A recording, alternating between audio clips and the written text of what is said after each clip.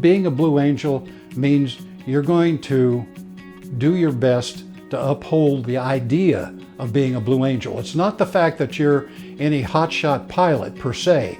It's the fact that the idea of what you're trying to show the nation, especially the young people.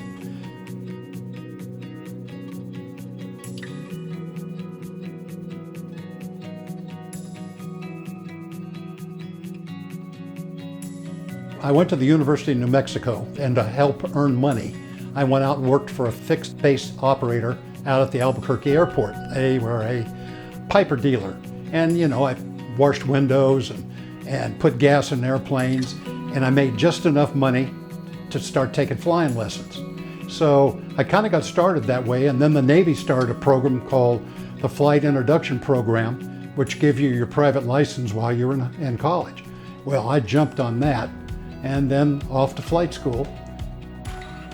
When I got my wings, I went up to Lemoore, California, and flew A7s there, and then off to Vietnam a number of times. And when I had my squadron tour at the end, my detailer said, "Why don't you apply to the Blue Angels?" I had never thought about it, never even came into my mind. He put a bug in my ideas, so I went ahead and applied. I actually went down for an interview before I ever got to see a show. And it was interesting, the Admiral said, "Commander, I know that you just gave up your command. This is going to be, if you take this job, this is going to be a whole lot different than what you've ever been before, because I'm sure your junior officers didn't have strong words for you if you didn't do something right. And I can guarantee you that if you don't do it right, this group of aviators will let you know." Being the commanding officer of the squadron was very similar to doing a commanding officer of a fleet squadron, except that the people that worked for you in the squadron itself were absolutely top-notch. You didn't have to motivate them. They were all self-starters. They took the ball and ran with it. You just had to give them a finite amount of direction, and off they went. So that part of the job was easy. Now, the harder part was learning to fly the A4. I only had 10 hours in it when I got to Pensacola, so I really wasn't terribly familiar with the airplane.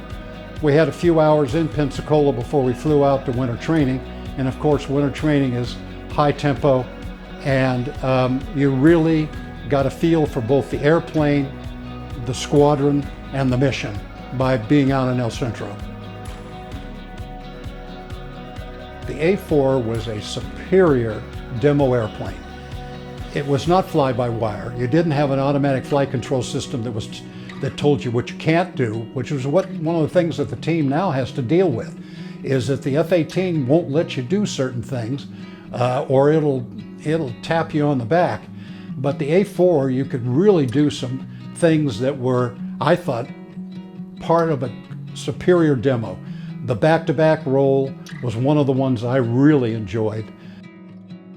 Jim Ross, call sign Jungle, did an absolutely fantastic dirty roll on takeoff. He, of all the ones I have seen on all the years subsequent to that, I thought Jim Ross's dirty roll on takeoff was the best I've ever seen.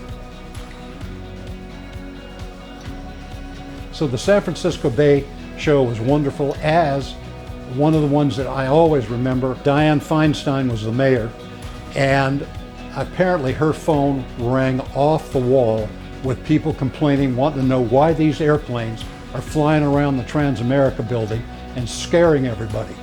But we had huge crowds, and they were appreciative too when we actually flew the show over the bay. The 2 years I spent on the team were unforgettable. I still think about it often, and it always makes me smile. As a matter of fact, I was talking to one of the team members the other day for the first time in 25 years. Just hearing his voice brought back many, a flood, if you will, of good memories.